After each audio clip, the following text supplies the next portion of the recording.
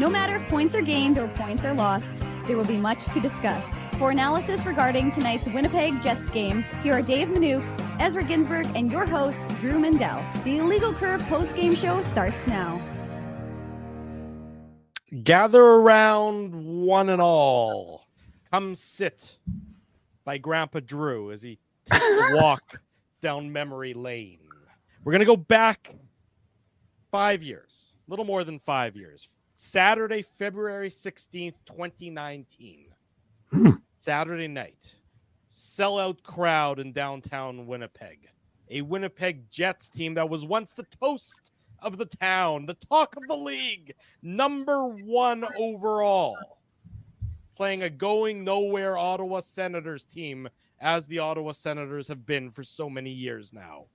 On that night back in 2019, one and all, kids and kidlets, the Winnipeg Jets lost 4-3 in overtime to the Ottawa Senators. Ultimately, that Winnipeg Jets team did make the playoffs, but they were bounced in 6 games by the St. Louis Blues. I bring that up because tonight, on Fan Appreciation Night, in front of a sellout crowd on Saturday, March the 30th, the Winnipeg Jets lost 3-2 to the Ottawa Senators, a go-nowhere Ottawa Senators team. And I tell you, one and all, after watching tonight's game, it's hard to foresee a circumstance where the Winnipeg Jets likewise do not get bounced in the first round of the Stanley Cup playoffs. I hope not. With that, we say good evening, Winnipeg. Good evening, Manitoba. And for all those joining us live this evening on our YouTube channel and all of our social media platforms, we say good evening, universe, and welcome to the Illegal Curve post-game show. With Dave Manouk, with Ezra Ginsburg, I'm your host, Drew Mindell. Pleased to be back in this fair city. Unfortunately, I did just spend the last 2.5 hours watching that abomination of a hockey game. Gentlemen, welcome back, Drew. Yeah. Thank you. We're welcome glad to. Home. This is the prize. Yeah, exactly. That's the present me. that the Jets gave you tonight. I don't know how many times, boys, tonight we're going to say the word disappointing, but I'm going to use it here because, you know, this is what, Dave, the 4th sellout in a row, I believe, right? 8th of the year. So you're, Saturday night, hockey night in Canada, national audience, Connor Hellebuck's 500th career game in the NHL, and you come out with that performance in front of your home crowd, just, completely unacceptable. And guys, the chances in the third period, right? Mark Scheifele has that unbelievable chance after Nikolai Ehlers has that speed and brings it in. And then there was the giveaway by Joonas Korpisalo. I still don't know how Scheifele didn't score there. Sean Monahan has an empty net, right, late in the third period with the Jets on the 6-on-3. I forget if it was a 5-on-3 or a 6-on-3 at that point. It doesn't matter because the Jets didn't score. I mean, you just have to beat the Ottawa Senators at this point in the season, and especially because you're winless in your last 5 games, right? And yeah, the Jets are obviously still going to the playoffs. I mean, unless the Jets lose their last 8 games of the year, it's not going to happen. The Jets are making the playoffs, but they're just not playing well right now. And in that first period, Dave and I were at Canada Life Center for the first 2 periods, and then we decided we obviously had seen enough, and we decided to come back to River Heights. But no, all joking aside, I mean, we were saying to each other, like, when are the Jets going to start playing with some urgency, right? Like, this is a team that has been a 500 team now, guys. And I was talking to Dave about this. Since the Jets lost that game to the Boston Bruins, snapping that 34-game streak, allowing 3 goals or less, this has been essentially a 500 team. They're a little bit above 500. Like, I think their points percentage, Dave, is something like, 52, 53%. Sure. But you have to get at least a point in that game. But I would argue you really had to have got at least 2 points because of the Ottawa Senators and where they are in the standings. Like, forget the fact that this team has won 4 games in a row. I don't care. You had to win that game, and you can't play a good 30 or 40 minutes like the Jets did tonight because the first period wasn't very good. And I didn't really like, the first third or first quarter of the third period either. It wasn't really until, the last 7 or 8 minutes that I thought that the Jets were playing with the requisite urgency. So just super disappointing. As I said, we're going to mention the word disappointing several times. It's a very frustrating team to watch, guys, because the team is much better than the way they're playing. Well, I mean, you are what you are, so I'm not so sure about that anymore. Early in the year, I would have wholeheartedly agreed with that, Ezzy, but to your point, exactly what you said there, this has been a 500 team since that game in Boston that broke the streak, Dave. This is just inexcusable to have this kind of performance tonight on home ice against an Ottawa Senators team that has nothing to play for. Yeah, I mean, look, we spoke about this idea of on this morning show, the idea of the Jets' ability to get back to having a strong defensive structure and to limit their mistakes. And unfortunately for them, and you can say you don't like the high sticking penalty on Brendan Dillon that led to that opportunity late in the game. Regardless, I mean, the fact is you're in a 2-2 game with an Ottawa team. And look, we had Alex Adams on for the Hockey News this morning, and he talked about how loose Ottawa is playing, right? They beat the Oilers, they beat the Devils, they beat the Sabres and the Blackhawks, so not exactly rip-roaring the last couple. But the fact of the matter is that Ottawa, it doesn't matter right now what happens for them, and they seem to do this every year, where when they're already knocked out of the playoffs, and now this is 7 straight years, that they go on a bit of a run to end the year. So it's again, like, and I'm not going to make excuses for the Jets because Ezzy's right. I mean, you can't be more amped up for Connor Hellebuck to be playing in his 500th game. And the crowd was good. The crowd was into it. They were like, we were there, right, Ez? And like, you could hear them. They gave him a huge standing ovation. It was an extended one when it came, when they did the video, let's say the 30-second video during the commercial timeout. So they play that for Connor Hellebuck. The crowd is into it. And yet at the same time, the effort is just like, they were loose from the get-go. Opportunities. Neil Pionk doing like crazy, like their guys need to sit. I honestly think, like, I understand there's only, what is it now, 9 games left, boys, or something like that. But like, this was game 74. So no, I think there's less than that now. But like, this is, if my math is correct, it's 8 games. But the fact of the matter is that this team needs to get some guys to like really take a hard look in the mirror, because if they're going to play this way, they're not going to go far, and Connor Hellebuck can take them only so far. And again, look, I understand it's Saturday night and Connor Hellebuck's record against Ottawa and all that other garbage. Guys, why are you playing Connor Hellebuck for the 5th time this week? Like, it doesn't make any sense. You have Laurent Brossoit, who is your more than guys. Laurent Brossoit, who has played, how many games there Laurent Brossoit has played, Ezzy? 21. How many games did David Rittich play last year? 22. Like, that's insane. David Rittich was, like, his numbers are terrible compared to Brossoit. And I understand all that, but like, I just don't understand the need to run Connor Hellebuck. I'm not blaming the loss on him. It's just inexplicable decision making. No, Hellebuck was the only reason that game was close, really. Sure. And I agree with you, Dave. I thought it was going to be Laurent Brossoit, and it had nothing to do with the opponent. I just thought, it was his turn. And like you said, that was why you brought in Brossoit. Right. Yes. Was to play more than David Rittich, because Brossoit's a better goalie. Like, we were talking about this a couple of weeks back. There's a good chance that someone's going to give Brossoit a nice pay bump, and he's going to be their number 1 goalie. Or maybe, he's a 1A, 1B, whatever. The reality is, people around the NHL have taken note of how well Laurent Brossoit has played. Mm-hmm. And that's not taking anything at all away from Connor Hellebuck. And it's nice, like you said, we talked about it, game number 500, which is just incredible to think that he's already played. I was saying to Dave, Drew, like 500 games for a goalie is like the equivalent of like 800 or, something ridiculous for a player, not 1,000, but 500 games. Most NHL goalies don't even come close to playing 500 games. Right. So yeah, like, this was just not the effort that you would like to see. Right. And like we talked about it earlier. Yeah. Ottawa's been winning these games that mean absolutely nothing, but we're not as concerned about with the way the Senators play. We're more concerned about, like Drew said, you were only able to muster 10 shots through the first period, or 11 shots, whatever it was. 11 shots on goal through the first 35 minutes. Exactly. I mean, and there wasn't, like, where was the aggressive forecheck? Where was the pressure tonight? Where was the sustained ozone time? Like, it just wasn't there. And we talked about it. Yeah, the Jets got a lot of chances late in the game. We talked about it. Scheifele had 2 really good scoring chances. Right. Monahan had the empty net. Obviously, we're not going to pick on Monahan here. I thought he was excellent tonight, but it's not like the Jets didn't have their chances. They just didn't finish. And we keep talking about what if. And now they found themselves, this is 6 games now they haven't won a hockey game. This is not the time of the season, guys, where you want to start falling apart. look, play like you play desperate hockey to start the game, and then the game is likely over in the first period because you're up 2 goals or 3 goals. I mean, Ottawa is not a good hockey team. Yes, they've won a number of games in a row, but I mean, let's be clear. They beat Chicago and Buffalo, which is not an accomplishment. That doesn't mean anything. They beat Edmonton, so strange things happen. There's one-offs here and there. Play like a desperate hockey team in the first period, and you win the game. I mean, that's just that's the fact of the matter.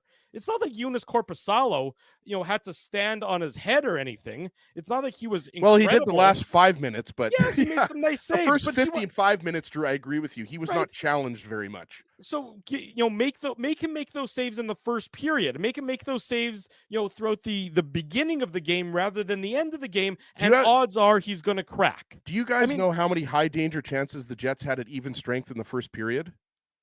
0. It was 0-0. There were no high danger chances. That first period was dog bleep by both teams. Imagine paying for that garbage. I mean, that's what it was. What was the shot? 6-5 in the first period?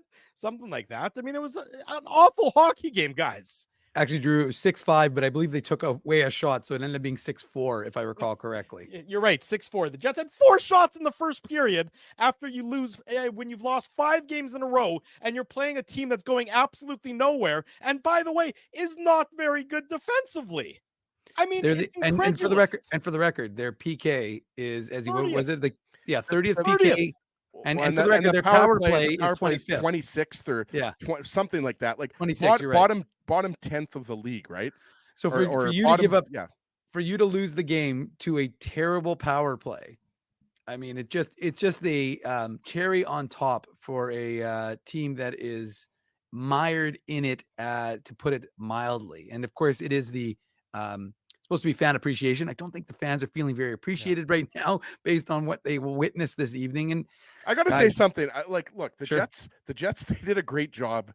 The fans were like, we were there, Dave. Like that was only my 3rd game in person. As you know, I like to be a hermit in my River Heights basement, but I decided to, get out of my house for the Saturday night game tonight and ride or die with Dave M. Loved all the giveaways. We saw that kid walking through Portage Place. He had the Josh Morrissey bobblehead. They were giving away a Jets fridge. But the most random thing is during the break, they also gave away a Barbie dollhouse. I just didn't understand. Like, I understand the Jets mini fridge and the Josh Morrissey bobbleheads, and then maybe just randomly they gave away a Barbie dollhouse. Maybe they were worried that the fans were bored and they wanted something to play with, because that would be that would be a logical explanation there. Anyways.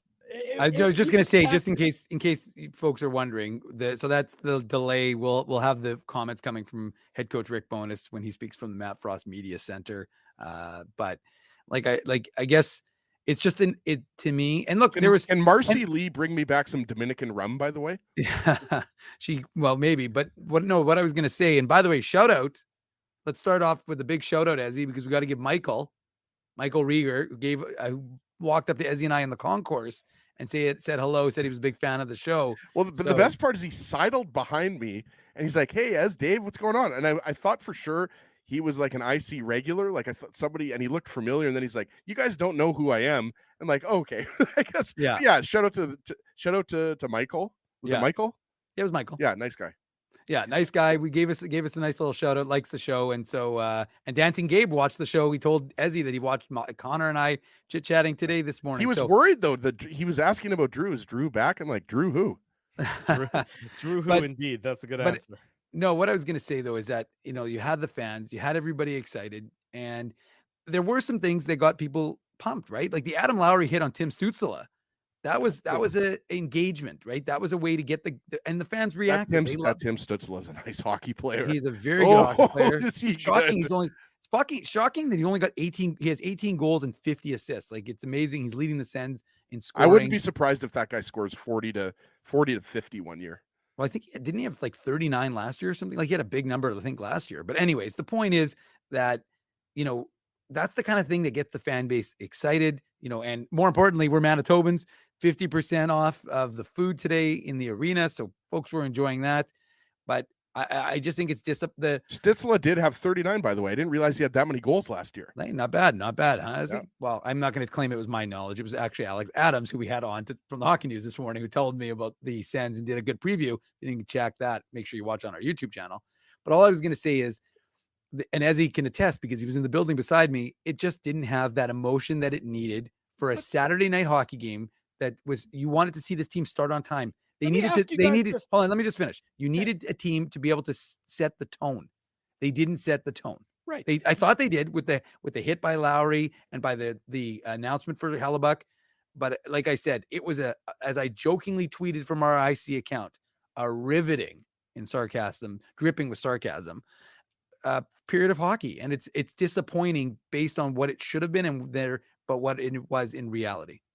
Let me ask you guys this. Where does this slide stop now? I mean, this is as free a space on the bingo card as there should be. I mean, with all due respect to the Ottawa Senators, if the Jets put forth even a modicum of a reasonable effort for the entirety of the 60 minutes, not the last 8 minutes of the game only, this is a free space on the bingo card. The Jets don't do it for whatever reason, and they'll have to answer for that, within the dressing room, and I'm sure in their post-game comments to the media who are on site there. Where does this stop? You look at the schedule. Well, hopefully it stops Monday, right? Well, I mean, but we don't know when it's going to stop, but you got to start stringing together some wins, or you're going to end up in a wild card spot. Well, I mean, the Jets are fortunate in that Nashville loss tonight. Yeah. So, that they're still. By the way, is that fortunate? Because aren't they still chasing Colorado? Look, they're not going to. Yeah, they're 6 behind Colorado. The Jets are going to finish third in the Central at best. Yeah. It's either third in the Central or it's the wild card. They're not. We're at that point, right? Yeah, they're not catching Dallas and Colorado at this point in time. Oh, how the mighty have fallen, Drew. Remember at the game after the Jets beat the Rangers, they were still in first based on points percentage, were they not? Yeah. Well, you lose 6 games in a row and it's going to do it to you. So, I mean, but you look at the schedule and it's not like it's, this was the easiest of the remaining games. This was the easiest game that you had left. I mean, you got the only games you have against non-playoff teams from here on out are Calgary on Thursday, Minnesota, on Saturday, and Seattle, the second last game of the season. Other than that, it's all playoff teams. So this isn't, I mean, the Jets need to, it's not a matter of, I just can't believe that this was the effort they came out with tonight. I'm absolutely flabbergasted by the performance tonight. And I don't want to add insult to injury. You're right, Drew. I don't want to add insult to injury, Dave, but I think, doesn't LA have the most road wins in the conference as well? LA's a good road team. I know that. I'm pretty sure. Yeah, I remember that. 21, 12, and 4 on the road. Yeah. So I think Dallas has the most road wins in the conference, but LA would be there is second along with Vancouver and the Jets. And Dallas has got 24 and LA's got 21. So I'm just saying the game on Monday is going to be a war. Well, the only thing I was going to say is this might be just what the doctor ordered. It may be exactly what this team needs. Something that's going to. No, I mean, I'm just saying, we'll see. We'll see on Monday. Look, Ezzy, what was the big? I mean, I know you guys weren't on the show, but the talking point. I watched the show live from Lac Du Bonnet, though. I appreciate that, but the I was talking on a plane. point, I didn't watch it.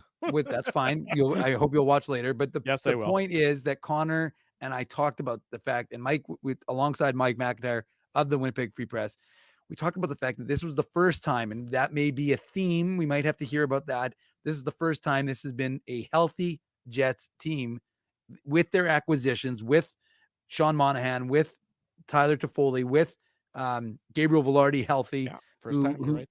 So that may be the part of the commentary, but I do wonder if this team, if you can't get galvanized, if you can't get up to play the Pierre-Luc Dubois and the LA Kings, if you're not snarly, if you're not ready to take these guys on Monday, then I mean, it's going to be a testament. I mean, like I said, this game against the Senators, it is what it is. And I'm not minimizing the Jets' effort tonight because it wasn't what it needed to be, especially in that first period, and poor mistakes in the second. But as you and I detailed, it wasn't just because you don't get burnt by a bad mistake doesn't mean it's not notable, right? There was a play right off the hop where Neil Pionk literally turned the wrong way and essentially created a partial breakaway for the Sens. So remember that giveaway by Mark Scheifele? I think it was in the first period. Was it Drake Batherson? I thought it was Batherson. It might have been, or it could have maybe been Matthew Joseph. I forget who it was, but it was a terrible giveaway, and Hellebuck had to make a good save. right? So like these are we always give Drew a hard time about the attention to detail, but when you are winless in your last 5 games, your attention to detail has to be on, right? Mm-hmm. And we just had the comment up from Chris, Jets fan, and obviously, he disagrees with us a little bit in the effort. I think Chris, though, would at the very least agree the effort in the first period was not adequate. I think the Jets were the better team in the second, and I would even argue probably the better team in the third. But again, you don't win hockey games at this point in the season by putting in a good 20 or 25 minutes. Well, look, they went up 1-0, and we'll get into the Betway game recap coming up here. And the reason that the preamble is a little longer is we're still waiting on Jets head coach Rick Bowness. We'll bring that to you just as soon as we possibly can, just as soon as we see him approaching the dais in the Matt Frost Media Center. We'll cut into that. But you're up 1-0, and then what happens? You can't. You're up 1-0. Okay, great. That's good. You've had a terrible first period for both teams, but you got the first goal. So then you need to step on it even further. Instead, what happens? The Jets get sloppier.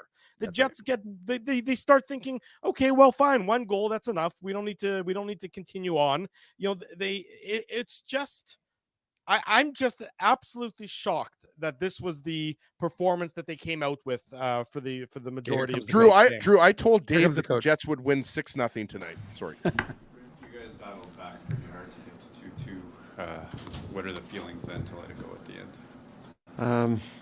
Well, it's disappointing that we had to battle back to make it 2-2 to start with. Again, we're just finding ways to beat ourselves. Not enough offense for a couple periods. It's uncharacteristic odd man rushes against us again. Just guys trying to do too much or just making a bad read. It's one or the other. It's another game where we had a wide open net late to tie it up. That's back-to-back games there. Wide open nets are sitting there and we just missed them. So it's disappointing we had to battle back.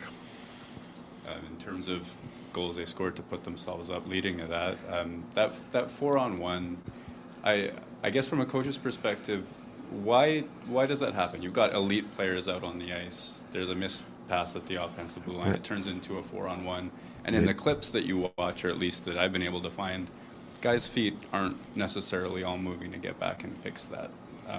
Say what? Sorry? It looks like there's a little bit of gliding in some cases on the way back to get to that 4-on-1 as well. I'm just wondering, from a coach's perspective, what do you make of that from such elite players? Well, we're standing still. So anytime you're standing still and you make those plays and they're moving, you put yourself in a bad position. And again, it's just making the right read, trying to make poor percentage plays, and then it's a bad read on top of that. It just magnifies it. Yes, so that's what it looks like. Heading into, or partway through the third, you switched up some lines. I know penalties kind of got in the way, but it looked like you guys created a lot of chances there. What did you see from that mix-up?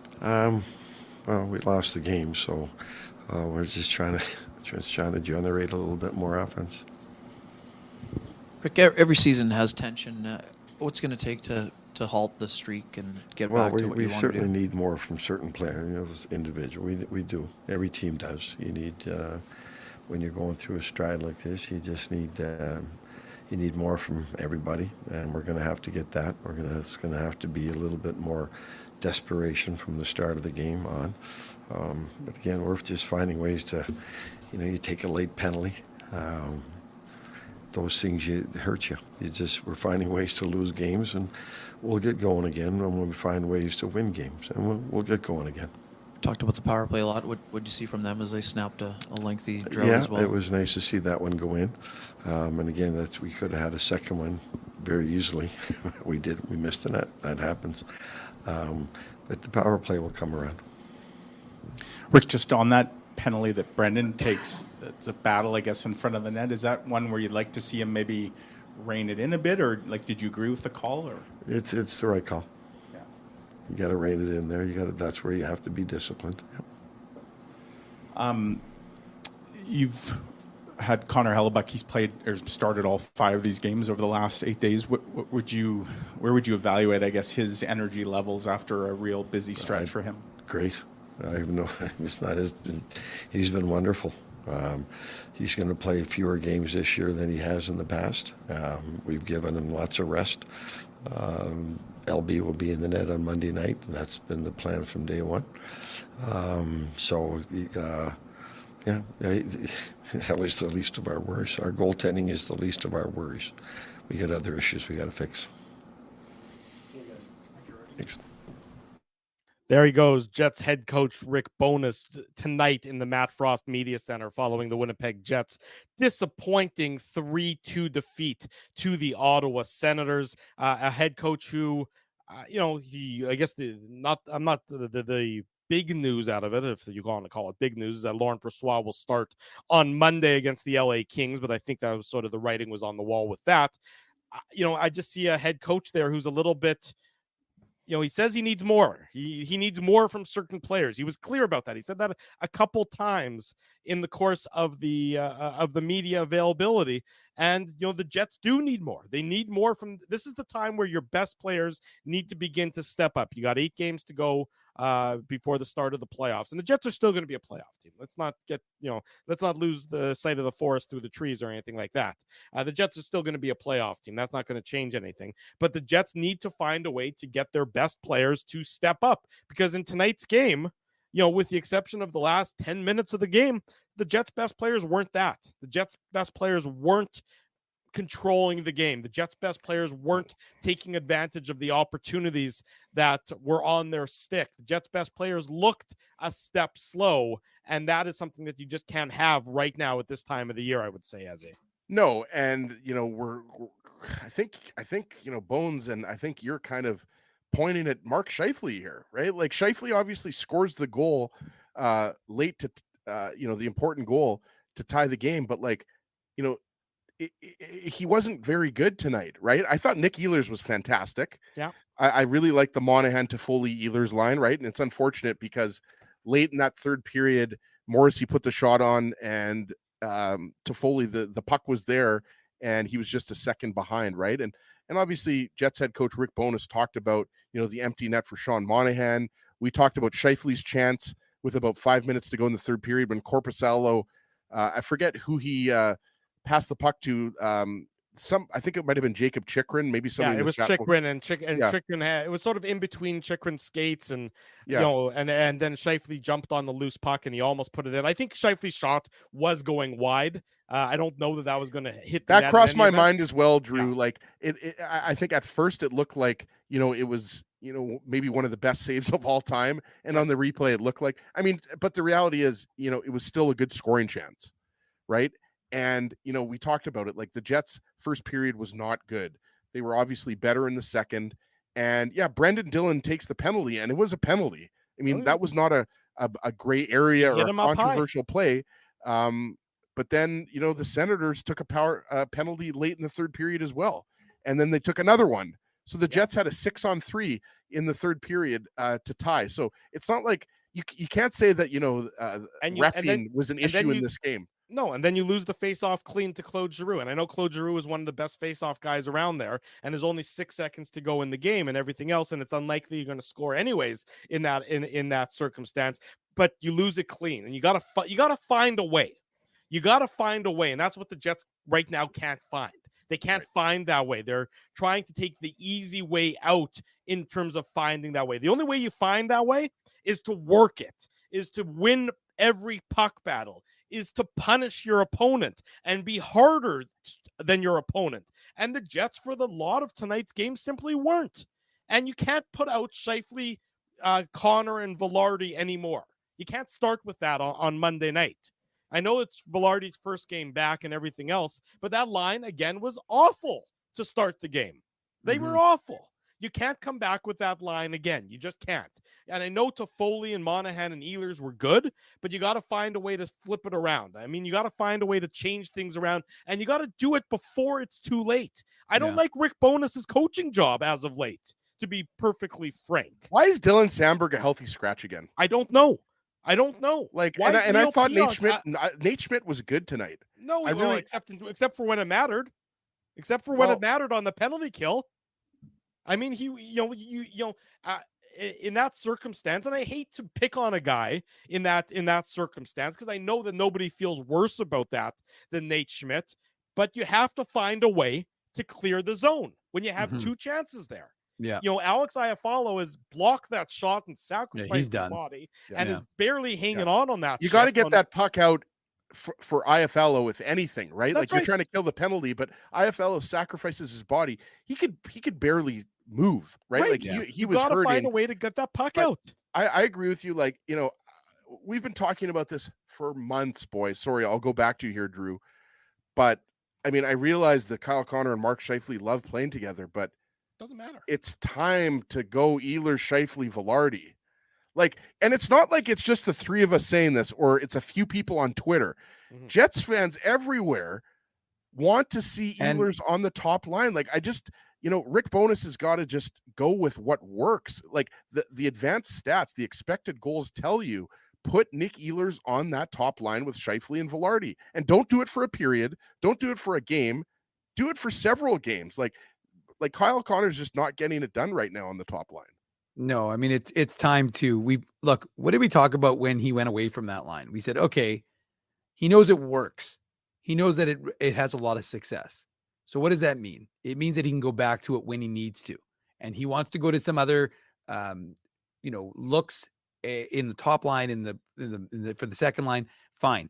That makes some sense, because you can't become too reliant. We said, remember, this is like 30 games ago, but we said you don't want to become too reliant or too focused on having one line for all 82 games, because as we know, injuries happen. But at this point, how do you not go with the line that was as dominant as they were with Ehlers, Scheifele, and Velarde? You have to. You just have to. So you go back to them. And again, like I said, I actually don't know that Kyle Connor won't have success with Sean Monahan and Tyler Toffoli. So you're not breaking up the third line. And I think the fourth line is fine. So it's really just a function of that. You've got to just flip your wingers and see if you can do something against the LA Kings. You got to do something different. Something has to change. And doing the same thing over and over and over again. I mean, how many times have we said that during this stretch? I mean, look, Ezzy and I talked about this on the way home. The truth is you don't have to win. You don't have to be 10-0 to win in the Stanley Cup to end the regular season, but you have to be better than this. And there have been some teams. In fact, it's ironic. I think it's the LA Kings who actually had a losing record, maybe 2013, I don't remember. One of the Stanley Cups, their last 10 games, they weren't that good. And they got into the playoffs still. But the fact of the matter is you got to be playing better than this. You can lose games, but right now the Jets aren't losing the way they need to. Like I said, if you lose a game and you lose it honestly, fine. But right now this team isn't losing those games honestly. There's so much that's going wrong with this Jets team right now. I can't even begin to describe it. I mean, the forward groups need to be rehashed and rejigged.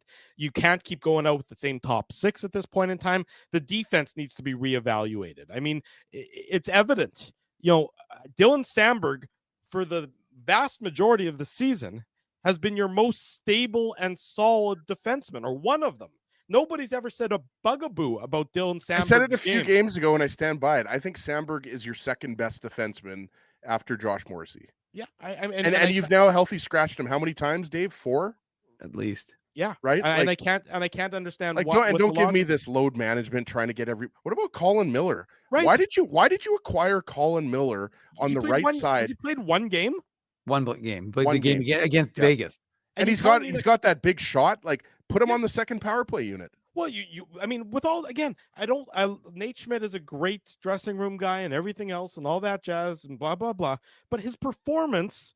2 games. Al Electric says 2 games. Okay, 2 games. Fine.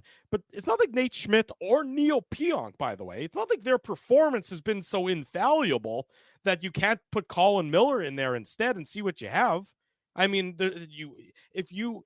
would anybody object right now if Neil Pionk was a healthy scratch based on his performance? No, I said that a couple games back. I know you have, and I hate to say it because I don't want to be saying it, but he's not playing well right now. And you have a guy like Colin Miller. Well, you have Dylan Samberg, who wasn't in the like. Again, I'm sorry, like Dylan Samberg being a healthy scratch wasn't the reason why the Jets lost this game. No, but also, I don't think Logan Stanley did much that you would say Stanley deserves to stay in the game. Like, he had one nice rush, right? I think that was in the first period. He had a decent scoring chance. I just guys, right now, I don't get why Sam, like, earlier Rick Bowness said, well, we're trying to get everybody in the lineup, but like you haven't got Colin. It seems like now and then the reason was Stanley played really well last game, so that we have to keep him in. Like at the end of the day, guys, you put your best players on the ice that give you the best chance to win. And Dylan Sandberg is one of your best defensemen. He should not be a healthy scratch. Like, again, Logan Stanley was fine, but you know what Logan Stanley's ceiling is. His ceiling doesn't excite anybody. It's not like his ceiling is such that anybody is going to be game planning against him. And Dylan Sandberg. Well, he is tall enough that he could actually touch the ceiling. True enough, exactly. He could touch the ceiling, and that's very important. But Dylan Sandberg, his ceiling is way higher than Logan Stanley's. Jeff agrees ceiling. with me. Well, there I'm you not go. the only one. No, because it doesn't make any. It just doesn't make any logical sense. I just don't understand the reasoning behind it, and I haven't heard one good argument. Both for keeping those guys in the lineup and keeping Miller out of the lineup, and that's the part that I think Rick Bowness right now is getting. I think he's locked into. I've talked about it, coach brain and coach think, and how sometimes you just get so fixated on something you can't actually see what the reality of the situation is. And I think right now that's something that he may be getting a little blinded by, and he's not icing the Jets' best lineup night in and night out. Take salary out of the equation. Just take it out. Throw it away. You healthy. Well, they take it out of the equation when Nate Schmidt is scratched. Right. You healthy scratched Nate Schmidt before this year, and nobody said bugaboo, and you were probably justified in doing so. You're just as justified, if not more justified, in doing it for Neil Pionk. And you have Dylan Sandberg, a steadier, more solid, more impactful player, positively, just sitting there languishing. And even if it means playing him on the wrong side, if you want to keep Logan Stanley in your lineup for whatever reason, frankly, I'll take Dylan Sandberg on his right side over Neil Pionk right now in terms of potential impact on your team. I don't think that Sandberg is going to necessarily hurt the team, because Pionk's not, even when Pionk doesn't hurt the team, he's not particularly helping the team either right now. Right, and no one's advocating that Pionk should be a healthy scratch for the rest of the season going into the playoffs. We're talking about one game, maybe a couple games, let him, recuperate, or not recuperate, maybe is the wrong word, just have a couple games to reflect, right? And I think, the bigger, I agree that, the lineup decisions by Rick Bowness and the coaching staff are questionable on defense. But like Dave mentioned before, now that Gabe Vilardi is back in the lineup, and obviously nobody was expecting Gabe Vilardi to score a hat trick tonight. Nobody's saying that. Of course, I mean, you saw, like, he drew a penalty. I thought he was fine for a guy that hasn't played. Actually, that's not true. As Mike Rieger said that. Yeah, exactly. But you know what I mean, Dave? Like, I mean, it's more concerning to me. Like, again, we talked about this last game, and we talked about it many times this year. The Adam Lowry line was fine. We talked about Lowry was throwing his weight around. I mean, Niederreiter, Appleton, it wasn't their best game, but they did their job. There were several shifts where they cycled the puck. They were going to the net, using their physicality, everything like that. But Kyle Connor's got 2 assists in his last 6 games. And again, I don't think it's all on Kyle Connor, but like, he's got to be better. Mark Scheifele's got to be better. We talked about Ehlers, Monahan, Toffoli right now. I don't even think it's close, guys, that's your top line. Ezzy, when your top attribute when your top attribute is scoring goals, you kind of have to score goals. Like, that's the whole point, right? Like, again, it's not rocket science, but Kyle Connor, what does he bring? I mean, obviously I'm being a bit facetious. He can pass as well. We've detailed that here on this show numerous times. But right now you've got to be contributing, and you can't. Again, we know what you do defensively, so you have to focus on the offense from him. And like remember, what did he have when he was injured? He had 24 goals in like 30 something games. Mm-hmm. So what does he have? 6 goals in the last 20, 30 games. Like, his numbers haven't been great for Kyle Connor. They've been fine. He's over 30, but still, like I said, for the tear he was on before he got injured. And look, I'm not suggesting that the injury hasn't impacted his play to a certain degree, maybe. But right now, it's this idea that any of these guys, like, there's any sacred pigs is kind of crazy. And if your whole mantra was keeping guys fresh, I know we're going to get into the Betway game recap. This has been a bit of a deviation. We'll get going on the 40-minute long preamble. Sure, but the folks were riled up. But look, at the end of the day, it's just one of those things. Like, the coach said, right? Oh, we want to keep guys fresh. Well, why are you keeping, like as he said, why are you keeping Dylan Sandberg in the press box for 4 or 5 straight games? And we've got a lot of comments up here, guys, about Logan Stanley playing well. We mentioned that earlier. He's playing well. That's not the point. If you can honestly sit there and tell me that Logan Stanley's a better defenseman than Dylan Sandberg, okay, I'll listen to that. But he's not. Yeah. So these are two independent thoughts here, or two dependent arguments. We're not saying that Logan Stanley was bad tonight. He's playing probably the best hockey of his career, to be honest with you. But doesn't mean that but Dylan Sandberg is your second, or at the very worst, your third best overall defenseman. That's what we're talking about here. Right. So I'm with Drew. I would rather see Logan Stanley and Dylan Sandberg playing on your offside as your third pair, or bring in Colin Miller. Like I'll repeat myself. Why did you acquire Colin Miller if you're not going to play him? At least to see what you have. Give him more of a runway to see what you have, and see if he can improve what you already know you have. Let's get to the Betway game recap. The Betway game recap. Big thanks to our friends at Betway for their continued support of the Illegal Curve post-game show. Betway is the sports betting app that puts you, the customer, at the forefront. If you're going to play a wager, maybe you should head on over to Betway and bet your way. You must be 19 years or older to play. Please play responsibly. No scoring in what was an atrocious first period. It was a 6-4 shots on goal. 0-0 high danger chances in the first period, which is just... Jets opened the scoring at the second period. Sorry, that's the only way I could properly. What you're saying, Drew, is that it was Brixton's breakfast that first period. Yeah, there you go. That's a good way of putting it. Yes, indeed. Jets opened the scoring at the 1:58 mark. Nikolai Ehlers, his 22nd of the year, all of them at 5-on-5, of course. Assist to Sean Monahan. Goals himself, right, Drew? Yeah. Assist to Sean Monahan, Dylan DeMello. I think that's his new career high in points. Tied his career high. It is. Okay, there you go. No, he tied. Okay. He tied it, but he has in one last game. There you go. There. Our boy Mikey McIntyre mentioned it up in the press box. So 74 instead of 75 games. All he needs is 1 point in the last 8 games. He'll be good. Yeah, there you're exactly right. And the Jets have a 1-0 lead. It's all important for the Jets because, prior to this homestand, if they score first, they tend to win games. Well, that hasn't happened so much on this homestand, as they've scored first a couple of those games and managed to still lose those ones. Look, it's a good forecheck. It's a nice play. It's a nice shot by Monahan when Ehlers is right in front to collect the rebound. It's what you want to see because it's not a flashy goal. It's just a goal based on hard work and effort and really winning puck battles to get the early 1-0 lead. Yeah, absolutely. And, we talked about the Ehlers-Monahan to Foley line continues to be the most dangerous offensive line for the Jets.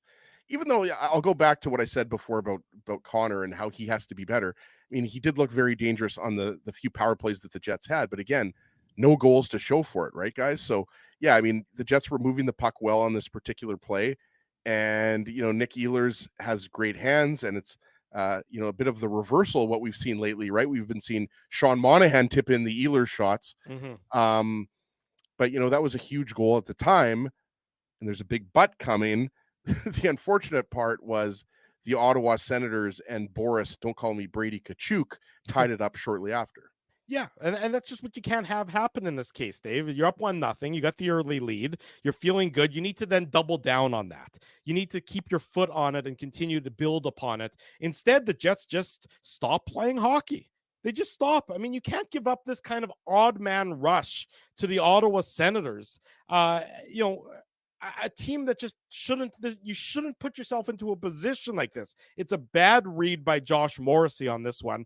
I don't like the decision to pinch in this case. Morrissey's a guy I think the Jets also need a little bit more from as of late. He's been in a little bit of some struggle since he went through that incredible heater not that long ago. But it's Boris Tkachuk, his 7th of the year, assist to Brandstrom and Kostelic. And, on the broadcast, the TV broadcast I was watching from home, they were talking about the Sens' fourth line and how effective it had been. But this is coming against the Jets' top line. This is coming against the Jets' best 5 skaters. And you can't have this happen. You just can't. You have to find a way. I mean, this is a matchup you should be winning. shift in and shift out. You should be salivating if you're the Jets at having an opportunity to send out your big guns against the opponent's fourth line. And this is what happens. Inexcusable on this one.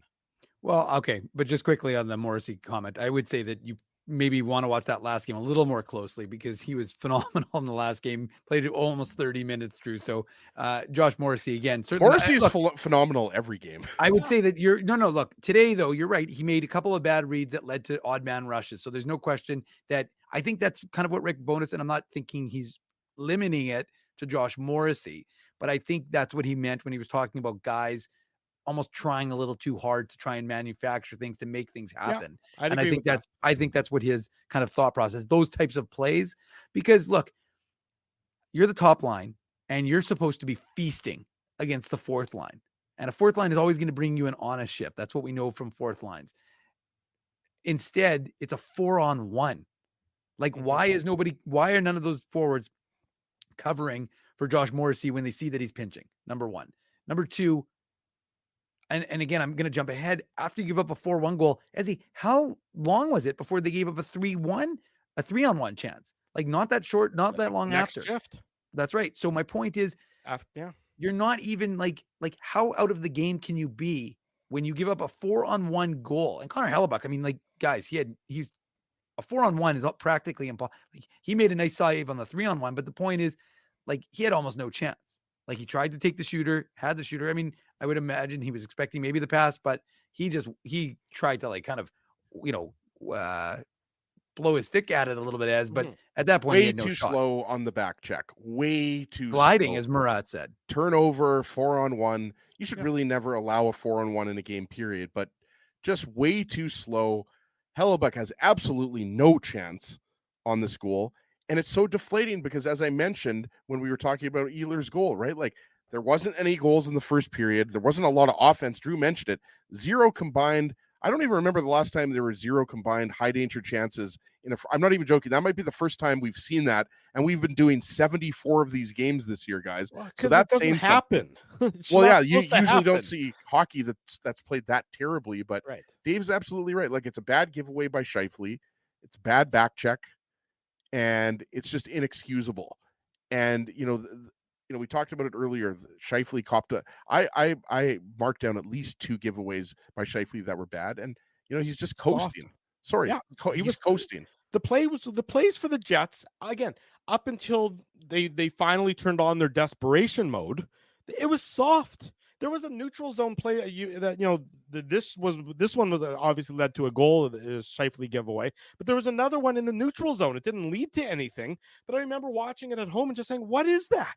It would have been a soft play in rec league. In rec league, you're saying, well, what is that pass? That's not a pass. That's just sort of just dropping the puck off your stick and hoping somebody else on your team is going to get it. There was just.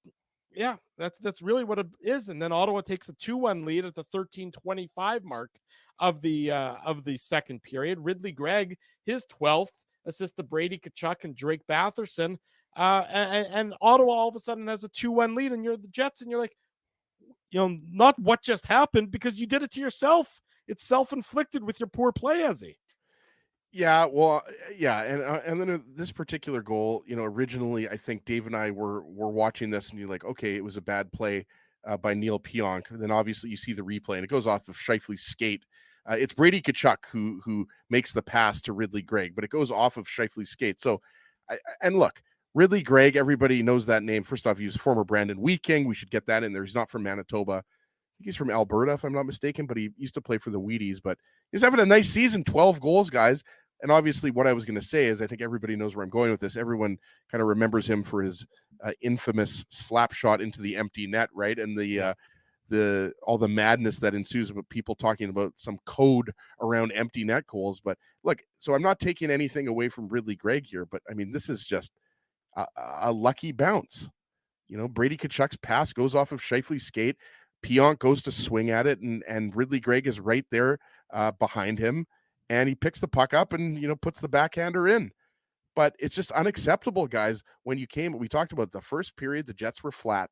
And then, like Drew said, there's just no excuse why you were down 2-1 in this game. And Rick Bowness mentioned it, right? Like, for all the talk about the pushback and the fact that Scheifele scores in the third period and ties the game up, and the Jets came really close, to scoring the tying goal, right? Like, should never come to that.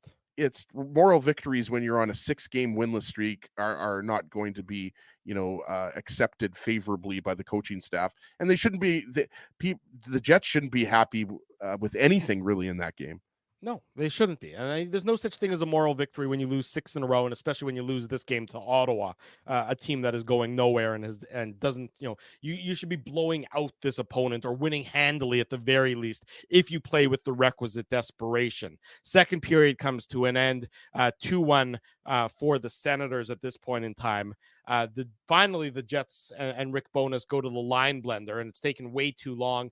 Ehlers, Monahan, and Toffoli, this courtesy our buddy Scott Billick, out-attempted the Senators 15-6, outshot them 11-2, and outscored them 1-0.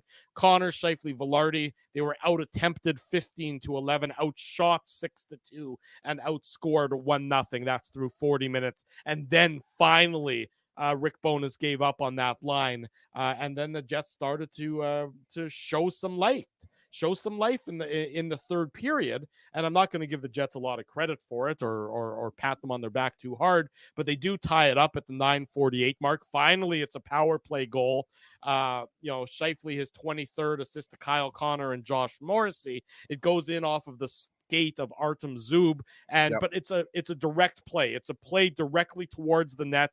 Gabe Velarde is there in a good position. So it's a play that happens because you do the right things and you go at a direct line towards your opponent. And the Jets have tied it up at 2 in the latter half of the third period, Dave. Yeah, and again, the power play scores, and it's significant. Let's not minimize that, because the power play, how often have we said, as in the last 5 or 6 or 7 games, that the power play has scored? We know the answer is 1 for 21 or 1 for 22, whatever it was prior to tonight. So the power play, I again, and I understand they've only had one practice with Gabriel Velarde back on PP1 and Tyler Toffoli on the second unit, but so there's not a lot of like I said, they're going to take some time to get that back into rhythm, and it looked like that earlier in the game on the opportunities. And even like, again, Drew, like when things aren't going well, like squandering opportunities. Sorry, I'm going to jump back quickly, because like even that Neil Pionk, what did he get called for, Ezzy? Do you remember in the first period where the Jets had the power play and then Neil Pionk slashing? What was it? Yeah, so he takes a slashing penalty on Ridley Gregg that kind of kills. Thank you, Drew, because I definitely did not remember. Yeah, that. But it was only about 30 seconds left, I think, in the power play. But it's just like plays like that where it's like, why are you slashed? Like, why do you not have possession of the puck? Like it's just it's sloppiness, right? And so if you're going to be on the power play, you can't really be taking penalties. And I understand you're trying to prevent a chance against. But anyways, I'll get back to the idea of this goal. It's just good positioning. And once again, we show the value of Gabriel Velarde. And I've mentioned this today, and I thought about it yesterday after his media availability, that of all the players we hear and we've talked to in Winnipeg, and there's a lot of honest guys, but he's a guy who really, reflects honestly on and assesses the game in an honest manner. So you like to see that he's, kind of getting into that rhythm, and it took a little bit of time, but eventually they get it, and he's in a dangerous spot. Open, obviously, if he can bury it we know where he's so talented in tight, and Mark Scheifele's able to do what he is able to do, and the Jets get an all-important power play goal. And you thought, okay, here they go. They've got the power play goal. They've tied it up. I thought they'd build on that momentum and continue on. And really, to be honest, I didn't think they were going to kill the Senators at this point, but I thought you're thinking like 3-2, 4-2, right, Ezzy?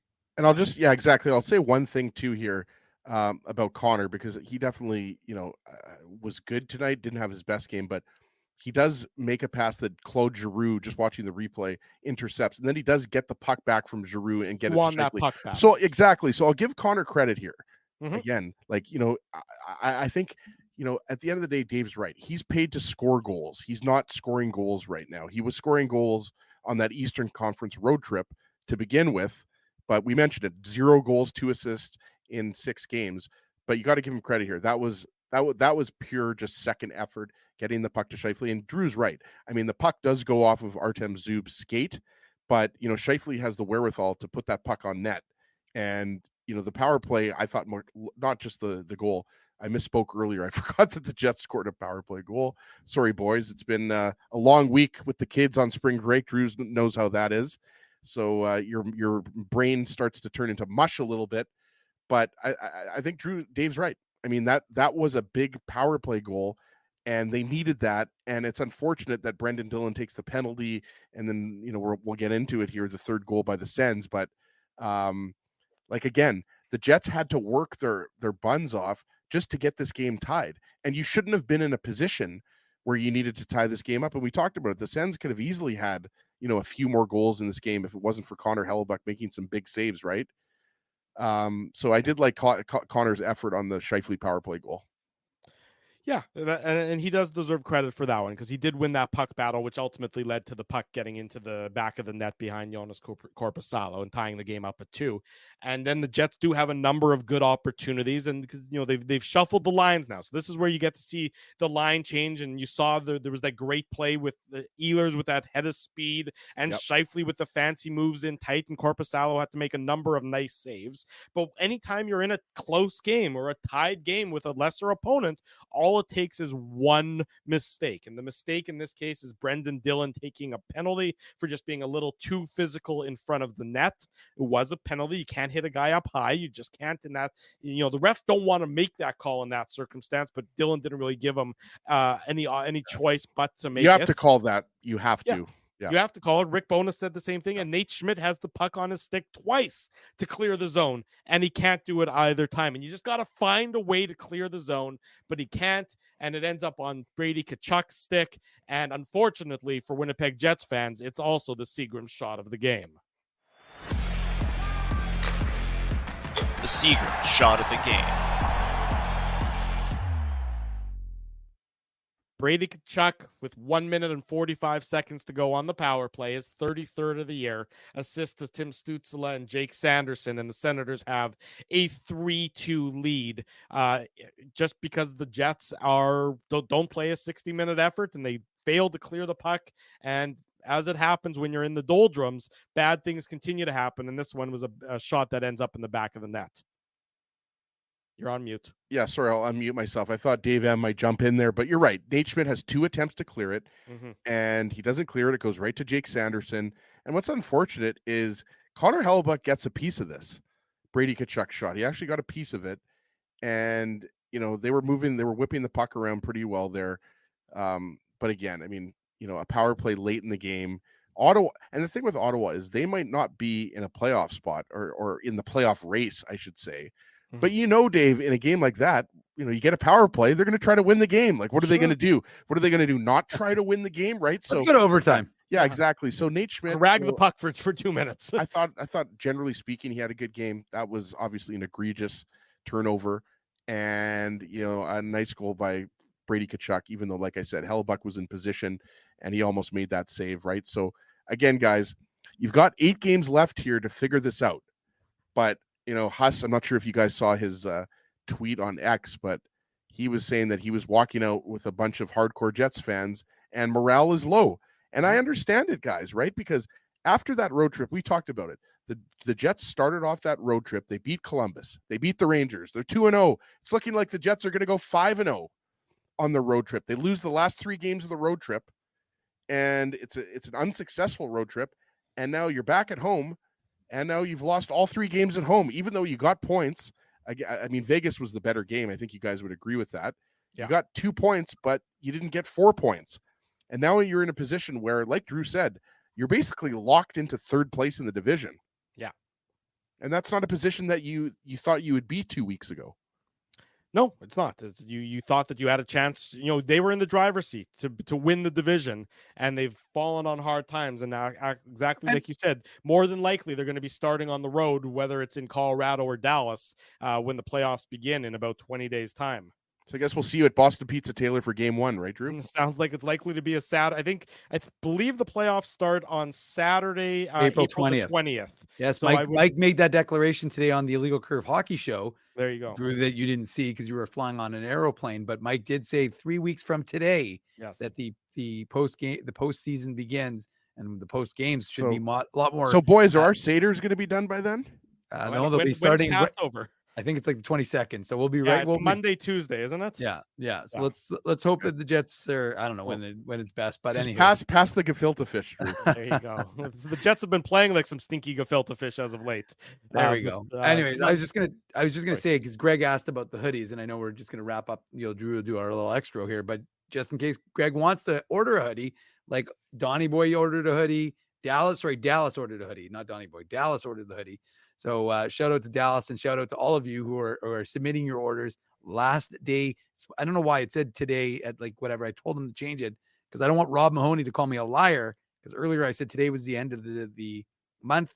It's tomorrow's the end of the month. So if you want to get your IC order in, the merch, the link is in the chat. I've already put it there. And again, go to our website, illegalcurve.com, and select merch. There's a link there. So if you want to order, it says tonight. I'm going to try. I asked them to move that till tomorrow so we can at least have folks get those orders in by tomorrow, last day to get your IC merch like this, or like what Drew's wearing, a t-shirt, or like the hat like Ezzy's wearing. There you go. Great merch available. Wear it proudly if you don't even want to wear your Jets gear. That El Cheverino wants to know if I'll deliver to Malaysia. Ezzy, would you want to go to Malaysia? I actually saw a documentary on Malaysia. It is a beautiful country. Like, what documentary were you watching, Ezra? I think it was. Yes, sorry. No, it was Bitcon. Oh, with Andrew Haleko. Yeah, I think it was Bitcon. But it's a beautiful country. With the Tetra Tech CEO himself in the chat. Tetra Tech CEO, yeah. Was he in Malaysia when you were watching it? I don't know if Andrew was in Malaysia, but I forget now why they were talking about Malaysia. Something to do with, I don't know, Bitcoin, something like that. Anyways, I don't know. Can we deliver to Malaysia? I think it would be pretty expensive, but I mean, El Cheverino is that's a great name, and he's a great participant in the Illegal Curve post-game chat. So why not? We do deliver to Birds Hill in East St. Paul. I love Birds Hill. It's one of my favorite places. Shout out to the Birds Hill. It's a good provincial park. So if you get a chance, you should go check it out. Drove by Birds Hill on Highway 59. There you go. See? And what I was going to say, though, to answer Greg's question, because Greg asked, he likes the hoodie, but he wanted to know if there are other colors. Yes, Greg, there's baby blue, there's navy, there's black, there's lots of different colors. So check it out online. Go on the site. You'll find it all out. That's how you're going to do it. When we come back, we're going to look at the out-of-town scoreboard briefly. As he's going to have a tough duck, hardest-hitting comment. We'll wrap up the post-game show and get you ready for Monday against the LA Kings. A late start, an 8 o'clock start for whatever reason on Monday night, so you can plan your night accordingly. Drew Mandel, Dave Manouk, Ezra Ginsburg with you. It's Saturday night. It's the Illegal Curve post-game show. BP's new New York Sicilian Square Footers. With a thicker crust than ever before, they're light and airy on the inside and oh so crispy on the outside. You're gonna have your work cut out for you. Okay, fine. Try the New York Sicilian Square Footers, only at Boston Pizza. You guys ever wish for a game changer in life? Like finding out your favorite snack has 0 calories? Or discovering the mute button on Ezzy? Picture this, a secret weapon for parking where you can book a spot a whole month in advance. Tell me more, Drew. Pre-book your parking at really low rates, or maybe even for free if you use the code Illegal Curve. Free? What is this, sorcery? The Grid Park app. It's a real secret weapon that has affordable game day parking, and to sweeten the deal even more, I love sweets. Our listeners can use the code Illegal Curve to park for free. Holy Zamboni. Tell me about it. Just download Grid Park, GRYD Park, and use the code Illegal Curve, all one word, to park for free. The game can change just like that. Accidents happen when you aren't protected. So now what? Getting to your injury quickly can make all the difference. Help prevent them from being game changers with Linden Market Dental Center. Bonding, crowns, bridges, and dental implants. State-of-the-art treatments are available to help you get back in the game. To learn more, visit lindenmarketdentalcenter.com. Creating smiles for life. Your coworkers love you because you always make them laugh. You're the life of the party with stories that have them rolling on the floor. Or maybe you're just the quiet one in the corner with the one-liners that just slay. Do you have what it takes to become Winnipeg's funniest person with a day job? Try your luck. Hit the stage at Rumors Comedy Club, and you could be walking away with $1,000 cash. Winnipeg's funniest person with a day job. Presented by Rumors. For all the details, head to rumorscomedyclub.com. Whoa, Ezzy, everything okay? You look stressed. Of course I'm stressed. We're moving, the house is upside down, the kids failed miserably at packing the fine china, and my life is in chaos. Chaos! Yes, that does sound like a problem. What am I going to do? Ezzy, relax. Rolly's Transfer Moving and Storage is the answer. With 60 years of experience in moving Manitobans and a track record of exemplary customer service, one call to Rolly's and your stress is gone. No job is too big or too small. Just visit Rollies.com and they will take it from there. Thanks, Dave, and thank you, Rollies Transfer Moving and Storage, online at Rollies.com. For 3 generations and over 80 years, Tough Duck has been making apparel that works and plays as hard as the people who wear it. From jackets to work boots and everything in between, Tough Duck's clothing can handle the harshest environments, even the illegal curve hockey show. Work to live, live to play. Visit toughduck.com. 10 minutes before the top of the hour, welcome back to the Illegal Curve post-game show. Drew Mandel, Dave Minuk, Ezra Ginsburg with you on the Saturday night. We're next in action Monday night. It'll be about 10:30 p.m. or so, given that weird 8 o'clock start time. Still don't quite understand why that's the case, but nobody asked me anyways. We will be back with the Illegal Curve post-game show on Monday night, following the Jets and the Kings. And despite the fact the Jets have lost 6 games in a row, on Monday night, with a victory and the St. Louis Blues loss to the Edmonton Oilers, the Jets could officially clinch a playoff spot. So again, the playoffs are not going to fall out of the realm of possibility. They will be a playoff team, and it can happen as early as Monday. The Blues lost on home ice tonight to the San Jose Sharks by a 4-0 score. So that's good news for the Jets on the out-of-town scoreboard. As I mentioned, the Predators lost to the Avalanche, so that was also, I guess, technically good news on the out-of-town scoreboard, and that the Jets are looking more and more likely to be locked in to that third spot in the Central Division. Dave M. closing an IC merchandise sale. You love to see it. There you go. That's great that Ponzi scheme is still going to continue on unabated, but we do appreciate all the support when it comes to you don't announce something's a Ponzi scheme before it's actually concluded. Fair enough, but we already got their money to begin with, so no, not if they haven't ordered it. Well, Dave Madoff. Yeah. Dave Madoff is right. Well, considering it's not going through us, then I don't think you have to worry. That's true, though. Dave Madoff with no money. Yeah, nicely done. Good pun there. So that's the big news on the out-of-town scoreboard. Dallas in action tonight. They're in Seattle to face the Kraken. So with a win, that game is 0-0 at the first intermission. With a win, they would move 3 points up on the Dallas Stars and 9 points up on the Jets.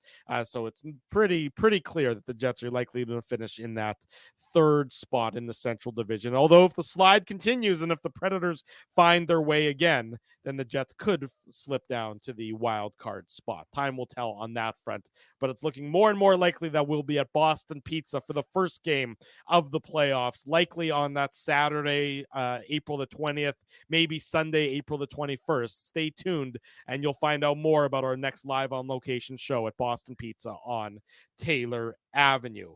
Like I said, Monday night, it's been a busy night for Dave M. He's done double duty, so we salute Dave for his efforts this morning with Connor Rabchuk, and of course tonight on the post-game show. In case you missed any of those shows, they're available on our YouTube channel, and the podcasts are always available. Be sure you're liking, subscribing, smashing buttons, telling friends, leaving feedback, all that good jazz that Dave has given the thumbs up about. Well, no, and I was also going to say quickly, I'm not going to do a Manuk Moose Minute because I didn't extend it. Connor was asking me. It was great. Connor was asking me questions. I was answering questions. Yeah, I felt like a guest on my own show, our own show. Sorry, Ez, I don't want to say it like that. But in that moment, it was my show because you two weren't there. But the point is, it was fantastic. Whoa. Drew, you go to Florida. I go for one night in Lac du Bonnet. All of a sudden, Manu calls it his show. I know. Wow, out of sight, out of Real mind. prima donna is. So anyways, the point I was going to make, though, is that so we had a good action. We were chatting about the Moose. Nice little communique. I don't have an update on Brad Lambert. I was trying to snarfle one earlier in the day The Moose are set to practice tomorrow. Then they're leaving for Abbotsford. So they're playing 2 quick games out in Abbotsford. They'll hopefully get closer to catching Texas. But I was just going to say, we will have tickets. They play the final 4 games of the season, of the homestand, I should say, of their home games, starting with Chicago next week and then 2 against Iowa. We'll have tickets in the illegal curve zone to give away for that.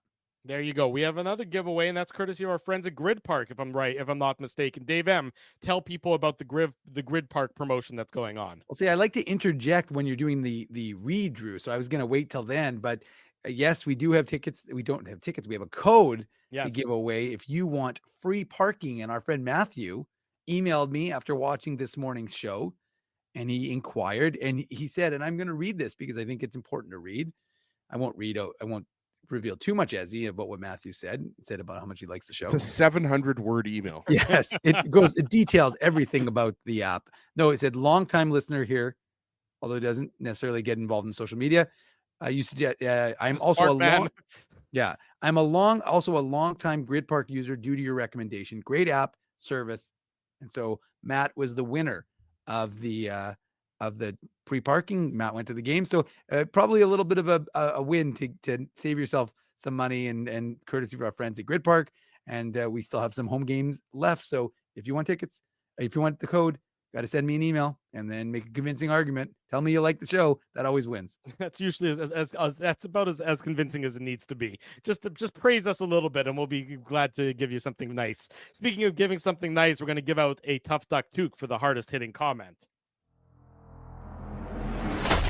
The Tough Duck hardest hitting comment.